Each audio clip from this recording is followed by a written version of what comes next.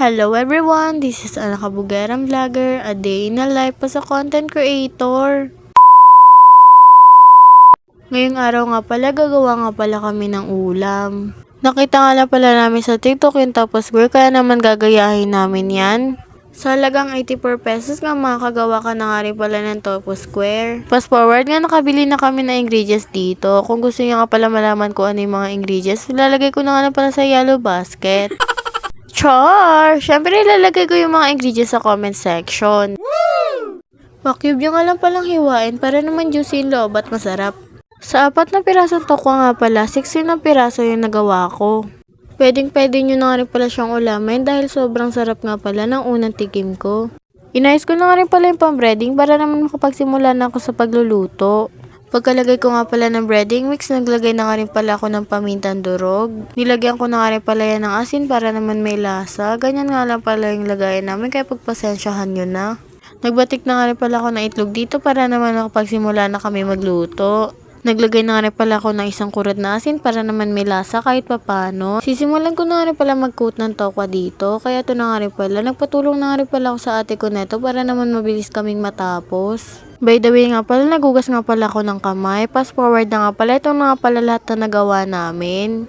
16 pieces nga pala yan, kaya naman sulit na sulit at masarap pa. Sisimulan ko na nga rin pala magsalang ng tofu dyan para naman makakain na kami.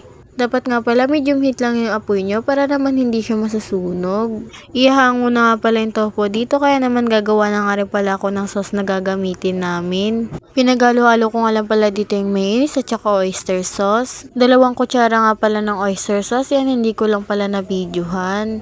Sinunod ko na nga rin pala maglagay ng pamintang powder para naman may lasa siya. Maglalagay na nga rin pala ako ng calamansi para perfect na. Fast forward na nga pala, magsasandok na nga rin pala ako ng kanin dito dahil nagugutom na nga pala ako. Ito nga pala yung sauce na nagawa ko, kaya gawin nyo na nga rin pala dahil di kayo magsisisi sa sobrang sarap. Wow!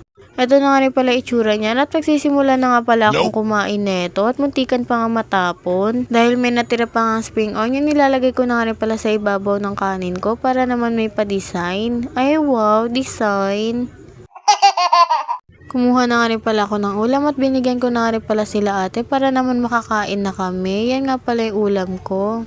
Dahil di nga pala ako sanay magtinidor, kaya 2 kutsara nga pala yung ginagamit ko.